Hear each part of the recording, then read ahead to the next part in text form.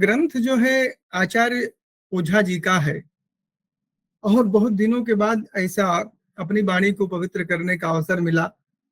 तो उनकी एक सबसे पहली प्रतिज्ञा क्या है, वो उनकी शैली क्या है, उसको समझने के लिए हम बताते हैं। कहा कि यत्र प्रदर्श्या विषया पुरातना, यत्र प्रदर्श्या विषया पुरातना, यत्र प्रकारोभिनवः प्रदर्शने, यत्र प्रमाणम श्रुतयः संयुक्तयस्तद्ब्रह्म विज्ञानमिदं विमृश्यताम। उनका सिद्धांत ही यही है। ऐसा नहीं कि ब्रह्म विज्ञान के मंगलाचरण के समय उन्होंने कहा तो यही तात्पर्य नहीं है। सबसे पहले कहते हैं कि यत्र प्रदर्शा विषया पुरातना, विषय कोई नवीन विषय नहीं है, पुरातन विषय ही है। हम लोग क्या नवीन कर सकते हैं, तो विषय तो पुरातन ही है। तो कहा कि जब विषय पुरातन है तब क्या आप करेंगे, कहते हैं यत्र प्रकारो भिनव प्रदर्शने, लेकिन उसके प्रदर्शन में उसको प्रदर्शन करने के लिए एक नयापन होना चाहिए। जैसे मार्ग एक है, कहीं गंतव्य मार्ग एक, मंजिल एक है, और जहां हमें सुविधा मिलती है, जहां बहुत जल्दी शीघ्र ही हम अपने मंजिल को प्राप्त कर लेते हैं, तो हम रास्ता वही ढूंढते हैं। तो इसलिए और जो टेढ़ा मेढ़ा रास्ता है, दुरूह मार्ग है, उस पर हम नहीं जाते हैं।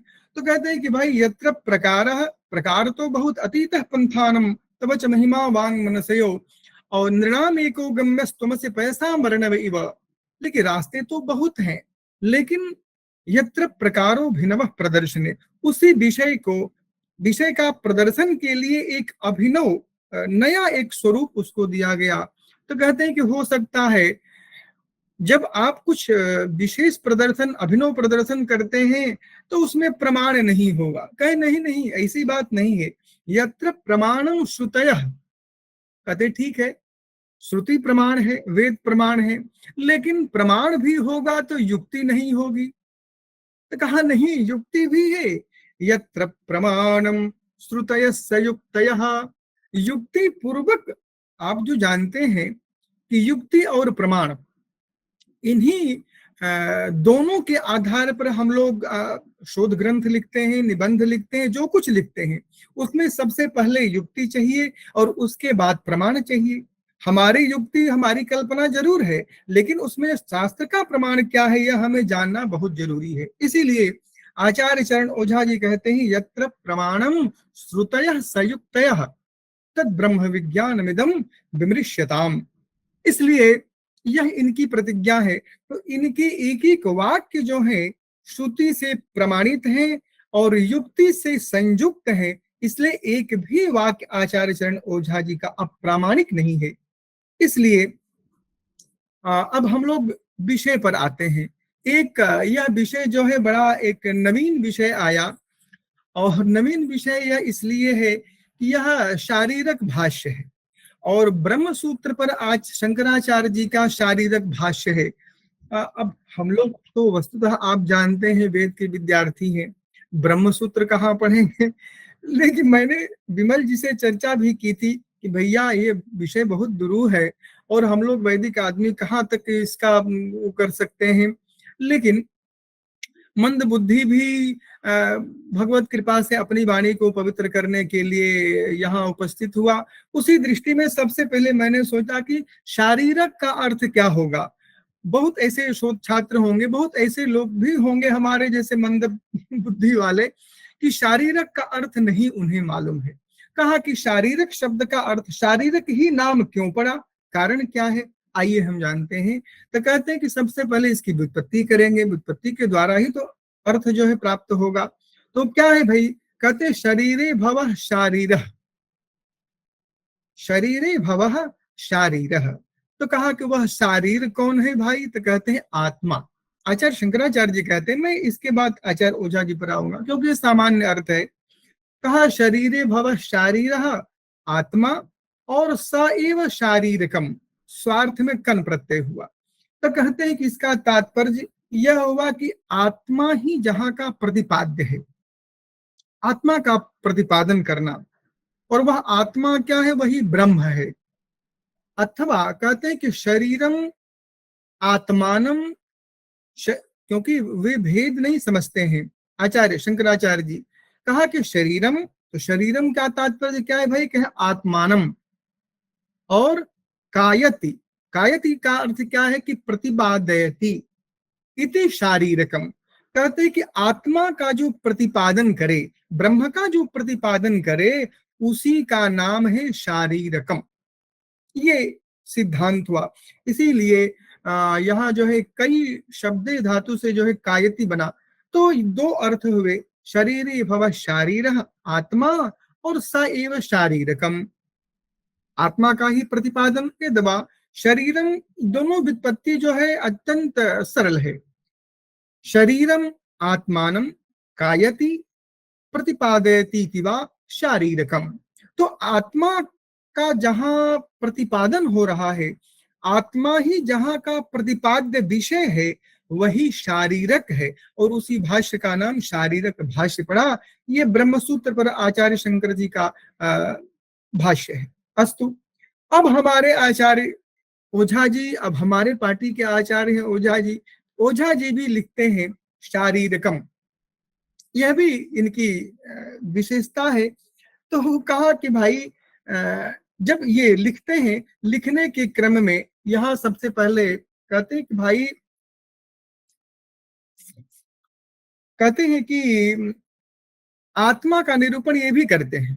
देखिए, आचार्य शंकर भगवत्पाद भी आत्मा का निरूपण करते हैं, इसीलिए इन्होंने भी नाम रखा शारीरकम। और शारीरकम भाग 4 है, इसी पर यह संगोष्ठी है। तो कहा कि इसमें जो है आत्मा का ही निरूपण है। आचार्य शंकर भगवत्पाद के मत में आत्मा का निरूपण किसी दूसरे माध्यम से किया गया है। यहाँ पर जो आचार्य चरण ओझा जी करते हैं, हमें इनका ही देखना है। कहते हैं कि भाई इसमें इन्होंने भेद करते हुए कहा कि केवलात्मा, ईश्वरात्मा और जीवात्मा, इन्होंने इतना भेद किया। लेकिन सबसे पहले हम लोग यह समझें कि ब्रह्म के जो है, अभी ब्रह्म के जो है दो लक्षण है, एक तटस्थ लक्षण है और एक स्वरूप लक्षण है। इसकी चर्चा आचार्य चरण आगे करते हैं। तो जब तक हम लोग लक्षण नहीं जानेंगे, तब तक जो है आगे की बात हमें समझ में नहीं आएगी। इसीलिए कहते हैं कि भाई तटस्थ लक्षण क्या है और स्वरूप लक्षण क्या है। अब देखिए, इसको हम लोग बहुत सरल तरीके से समझेंगे। पहले शास्त्रीय व्याख्या क्या है, क्योंकि ब्रह्म का दो लक्षण है, एक तटस्थ लक्षण है और एक स्वरूप लक्षण है। तटस्थ लक्षण क्या है भाई, यतो वा इमानि भूतानि जायन्ते येन जातानि जीवन्ति, यह ब्रह्म का तटस्थ लक्षण है। और सच्चिदानंद मय, और या फिर जो है सत्यम ज्ञानम अनंतम ब्रह्म, यह जो लक्षण है वह स्वरूप लक्षण है। कहा कि दो लक्षण करने की जरूरत क्या थी। तब कहते हैं कि भाई इसी के भेद को बतलाने के लिए तटस्थ लक्षण किया गया और स्वरूप लक्षण किया गया। उसी की व्याख्या करते हैं। कहते हैं कि भाई स्वरूप लक्षण क्या है, तो शास्त्रीय ढंग से यदि हम विचार करें, कहा कि स्वरूपम सत व्यावर्तकम स्वरूप लक्षणम, स्वरूपम सत व्यावर्तकम स्वरूप लक्षणम। और तटस्थ लक्षण क्या है भाई, तो कहते हैं कदाचित कत्वे सति व्यावर्तकम तटस्थ लक्षणम। इतनी सूत्र शैली में ये दोनों लक्षण कह दिए गए, लेकिन बात स्पष्ट नहीं होती है कि वस्तुतः हम स्वरूप लक्षण कैसे निर्धारित करते हैं और तटस्थ लक्षण कैसे निर्धारित कर सकते हैं। अस्तु, अब हम लोग एक एक उदाहरण के माध्यम से मैं आपको तटस्थ लक्षण और स्वरूप लक्षण को मैं स्फुट करना चाहता हूं। आप लोग विज्ञ हैं, सब जानते हैं, फिर भी बस एक शास्त्र की बात है। कहते हैं कि भाई जैसे किसी नाटक में एक ब्राह्मण क्षत्रिय राजा का नाटक कर रहा है। किसी नाटक में एक ब्राह्मण क्षत्रिय राजा का पाठ कर रहा है। अब वह क्षत्रिय राजा का जब पाठ करता है, तो उसके सामने जितने शत्रु आते हैं सबका दलन करता है, सबका संहार करता है। प्रजा का अनुरंजन करता है। जो एक क्षत्रिय शासन राजा का जितने कर्तव्य होते हैं उन सभी कर्तव्यों को वह करता है। लेकिन यदि वस्तु स्थिति हम देखें कि वास्तव में वह क्या है, तो वास्तव में वह क्षत्रिय राजा नहीं है, वास्तव में क्या है, ब्राह्मण है। तब कहते हैं कि उसका वास्तविक स्वरूप, क्या हम उसे वास्तविक कह सकते हैं? नहीं कह सकते हैं, क्योंकि जब तक नाटक की समाप्ति नहीं होती है तब तक वह प्रजा का अनुरंजन करता है। क्षत्रिय राजा के जितने कर्तव्य हैं उन सभी कर्तव्यों का वह पालन करता है। कब तक? जब तक वह नाटक करता है। जब तक वह नाटक करता है तब तक वह क्षत्रिय राजा है। इसी को हम तटस्थ लक्षण कहते हैं। और नाटक समाप्त होने के बाद वह व्यक्ति फिर अपने रूप में आ जाता है, वह ब्राह्मण हो जाता है। उसी का नाम है स्वरूप लक्षण। अब देखिए, यहां पर इसी लक्षण को हम स्पष्ट और करते हैं। यतो वा इमानि भूतानि जायन्ते, यह ब्रह्म का तटस्थ लक्षण है, जिससे जन्म होता है, स्थिति जीवों की होती है, और लय होता है। इसीलिए तज्जलान इति शांत उपासीत, छंदोग्योपनिषद, तज्जम इत्यादि करके जो व्याख्या किए हैं आप जानते हैं। तो कहा कि तो यतोवा इमा, इसीलिए आचार्य चरण कहते हैं कि यतोवा इमानि भूतानि जायन्ते, यह ब्रह्म का तटस्थ लक्षण है। और अर्थात वही जो है ईश्वर के रूप में सृष्टि करता है, पालन करता है, संहार करता है। तो वह क्या है? ईश्वर है, ईश्वर के रूप में, सगुण साकार के रूप में। लेकिन वही यदि अपने शुद्ध स्वरूप में रहता है तो कहा, उसी को कहा कि भाई सत्यम ज्ञानम अनंतम ब्रह्म, सत्य स्वरूप है, ज्ञान स्वरूप है, अनंत स्वरूप है। और एक चीज और बता दें, यहाँ एकदम संकेत बस मात्र केवल करूंगा, इसे विशेषण मत समझिएगा। सत्यम को ब्रह्म का विशेषण नहीं है, ज्ञानम विशेषण नहीं है, अनंत विशेषण नहीं है। सत्यम ज्ञानम अनंतम ब्रह्म, यह विशेषण नहीं है। विशेषण की दृष्टि कुछ दूसरी है। कभी फिर चर्चा होगी तो मैं बताऊंगा विशेषण क्यों नहीं, विशेषण का निषेध किया गया है। अस्तु तावत, यह लक्षण है। लक्षण और विशेषण में बड़ा अंतर होता है। आइए हम उसी लक्षण पर चर्चा करते हैं। यह ब्रह्म का स्वरूप लक्षण और तटस्थ लक्षण हुआ। ध्यान दीजिए, एक श्लोक है श्रीमद् भागवत जी का। भागवत जी में भी यही कहा गया कि भाई तत्व क्या है, तत्व क्या है?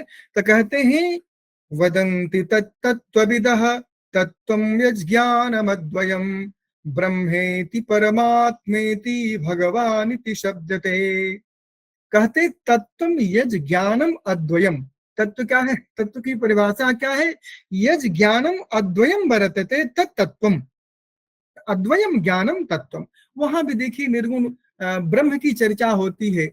वदन्ति तत्तत्त्वविदः तत्त्वं यज्ञानमद्वयम् ब्रह्मेति परमात्मेति भगवानिति शब्दते।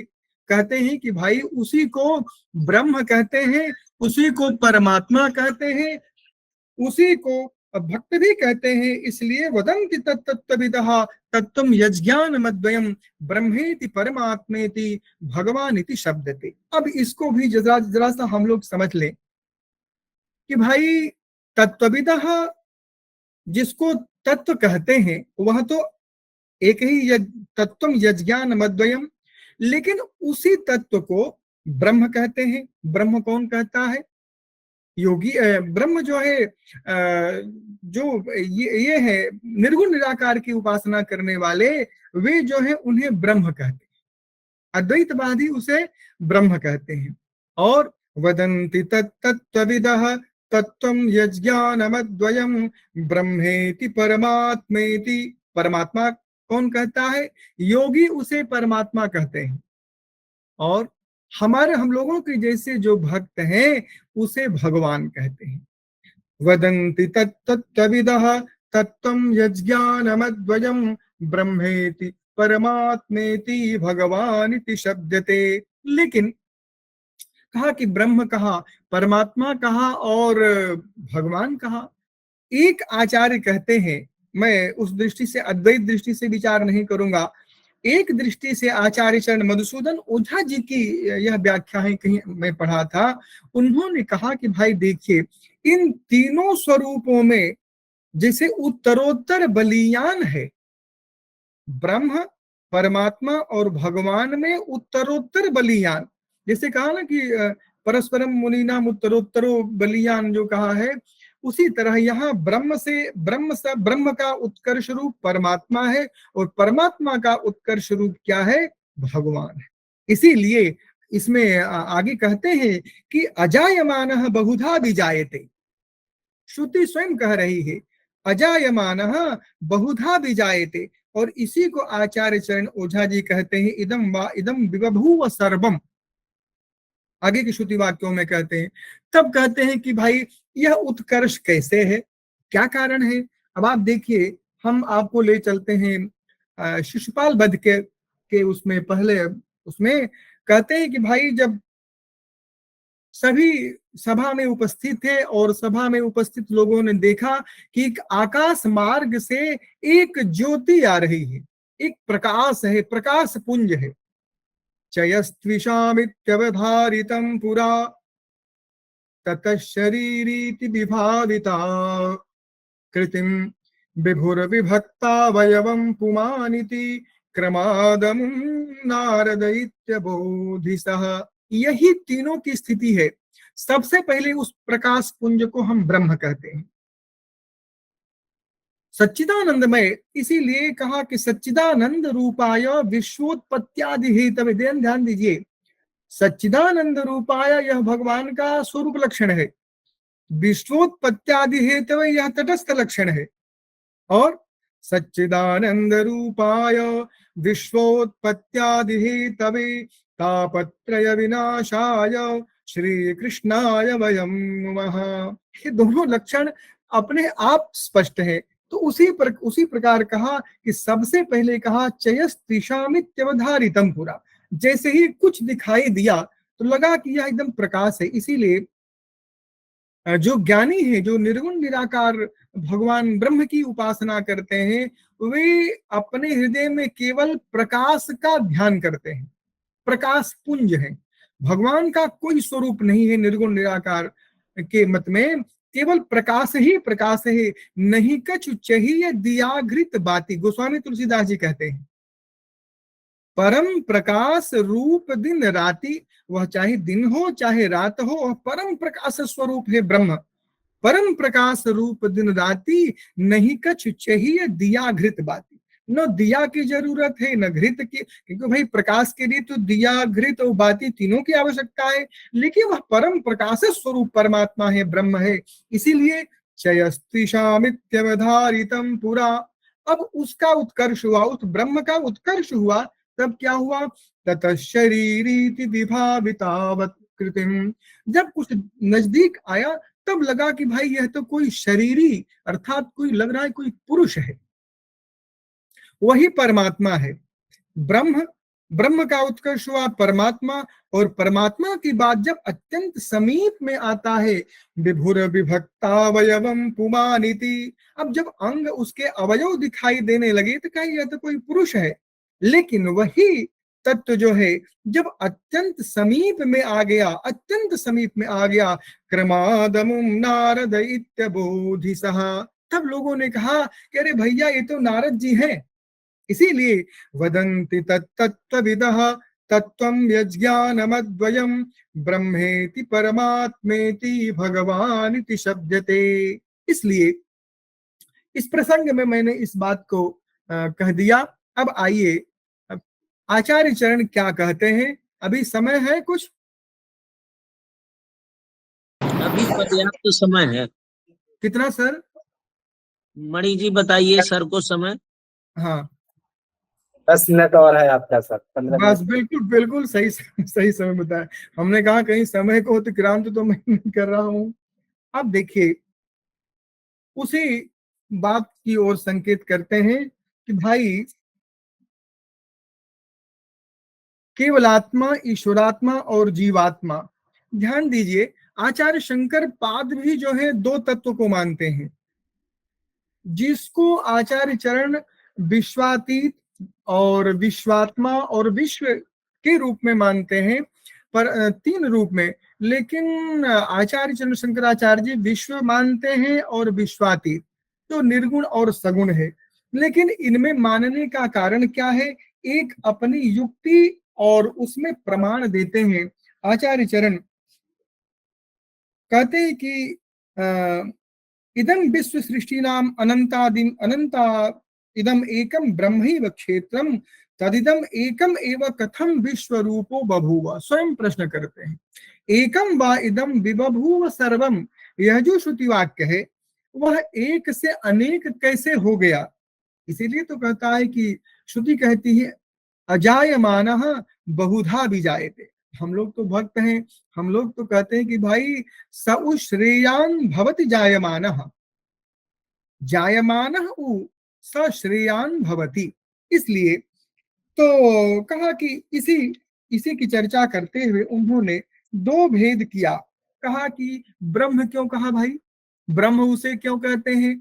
तो आप जानते हैं कि भाई ब्रह्म वर्धने धातु है, जो विस्तार हो, जिसका विस्तार हो, और जिसका विस्तार ही यह सारा संपूर्ण संसार है। और इसलिए ब्रह्म स्वभाव होने के कारण जो है उसको ब्रह्म कहते हैं। सब जगह व्याप्त है, तिलीशु तैलम की तरह, दधिशु सर्पी की तरह जो सर्वत्र व्याप्त है, लेकिन उसको जो है वो कहते हैं। लेकिन एक बात बहुत बढ़िया आचार्य चरण कहते हैं कि नहीं, ब्रह्मण किसे कहते हैं? आचार्य ओझा जी के शब्दों में कहते हैं कि भाई विकृतात् वृक्ष बीजात अंकुरोत्पत्तिर दृश्यते। ध्यान दीजिए, यह श्रवण का सिद्धांत है, बौद्धों का सिद्धांत है। कहा कि विनाश जैसे हुआ, विनाश के बाद ही उत्पत्ति हुई। एक बीज की सत्ता जैसे नष्ट हो गई, उसके बाद ही उसमें अंकुर उत्पन्न होता है, यह सिद्धांत है। लेकिन सार्वत्रिक सिद्धांत है, फिर भी कहते हैं कि जहां से वृक्ष कार्य की उत्पत्ति तो होती है, लेकिन कारण में किसी भी प्रकार की न्यूनता नहीं आती है। समुद्र में से जा करके 10 लीटर पानी निकाल लीजिए तो समुद्र का कुछ होगा, और समुद्र में 10 लीटर पानी डाल ही दीजिए तो क्या पानी बढ़ जाएगा?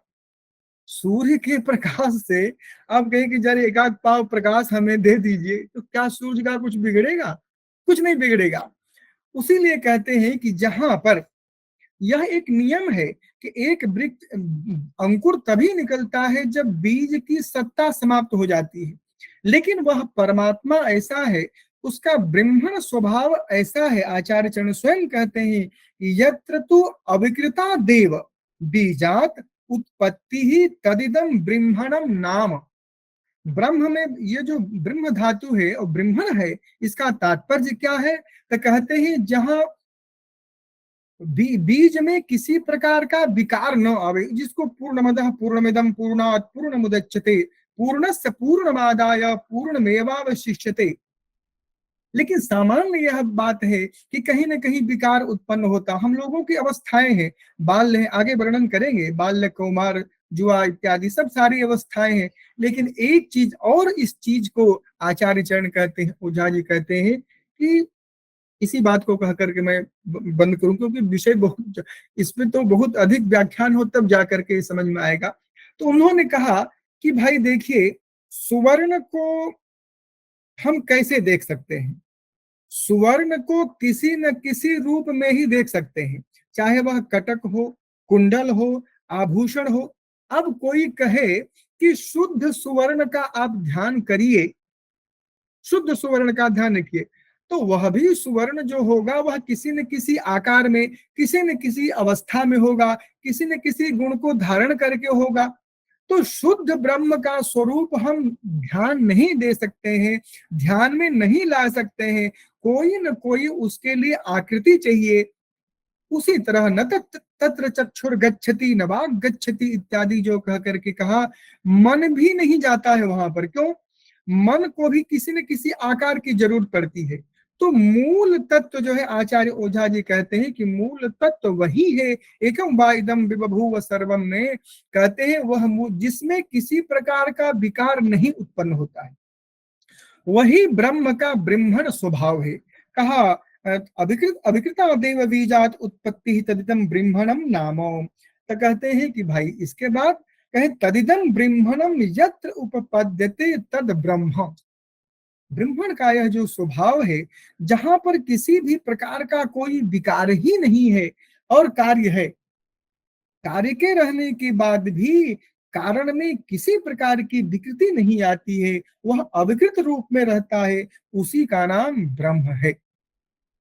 ब्रह्मणो ही विश्वोत्पत्तौ सत्यामपि नेदम ब्रह्म स्वरूपतो विक्रियते। वाह, ये तो वह इमानि भूतानि जायन्ति, सब कुछ एक आदमी व्यक्ति जो है वो हो जाता है, कितना परेशान हो जाता है कि सब कुछ करते करते क्या उसका शरीर वृद्धावस्था तक आ जाती है, युवावस्था से, लेकिन ब्रह्म में किसी प्रकार का कोई विकार, यही तो ब्रह्म और जीव में अंतर है, किसी प्रकार का कोई विकार नहीं आता है। इसीलिए कहते हैं ब्रह्मणो ही विश्वोत्पत्तो सत्यामपि, विश्व की उत्पत्ति होने पर भी, प्रलय होने पर भी, स्थिति होने पर भी नेदम ब्रह्म स्वरूप तो विक्रियते।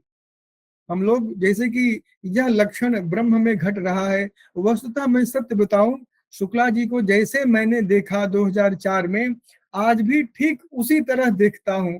तो यह स्वभाव बिल्कुल शुक्ला जी में ब्रह्मण स्वभाव मिलता है, आज भी उसी तरह, किसी प्रकार का परिवर्तन नहीं हुआ। तो यही ब्रह्म का स्वभाव है।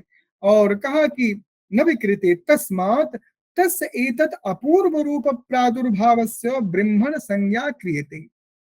यह जो अपूर्व भाव है उसी का नाम ब्रह्मण है, और ब्रह्मण स्वभाव के कारण हम उसे ब्रह्म कहते हैं।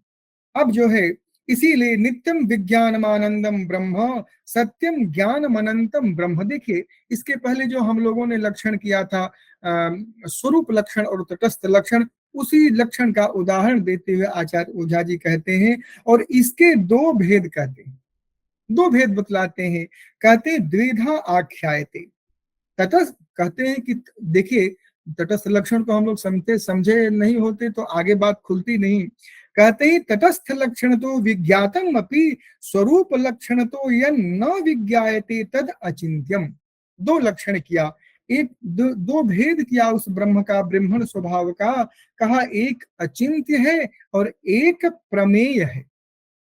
इसी लक्षण को मैं करके बस ज्यादा समय नहीं लूंगा। तो कहा कि अचिंत्य क्या है भाई और प्रमेय क्या है, बस इसी के स्वरूप को मैं बतलाऊंगा। तो कहते हैं कि आचार्य ओझा जी कहते हैं कि तटस्थ लक्षण तो विज्ञातम अपि स्वरूप लक्षण तो यह न विज्ञायते तद अचिंत्यम। कहते हैं कि तटस्थ लक्षण से जिसका ज्ञान हो जाए, परंतु स्वरूप लक्षण से यह न विज्ञायते, इसीलिए तो श्रुति जो है नेति नेति जहि वेद निरूपा, इसका भी एक रहस्य है। नेति नेति श्रुति कहती है, इसका तात्पर्य यह नहीं है कि न इति ऐसी बात नहीं है। नेति का कुछ दूसरा ही अर्थ है। प्रसंग समय नहीं है इसलिए मैं बताता कि नेति नेति का तात्पर्य क्या है, क्यों श्रुति जो है कहती है नेति नेति जहि वेद निरूपा निजानंद निरूपाधि अनुपा। कहा तद अचिंत्यम, और जिस स्वरूप का ज्ञान हो जाए, ये में वही से वृणुते, और सोई जानई जही देहु जनाई जानत तुम्हें तुम्हें हुई जाई। तो यह जो है, यह ब्रह्म का जो लक्षण है वह प्रमेय है। तो आचार्य ओझा जी दो भेद करते हैं, अचिंत्य और प्रमेय। इन दोनों लक्षणों को यही निरूपण करने के बाद आगे जो है विश्वातीत क्या है, विश्वचर क्या है, इत्यादि जो भेद किए हैं, बहुत सारी बातें हैं।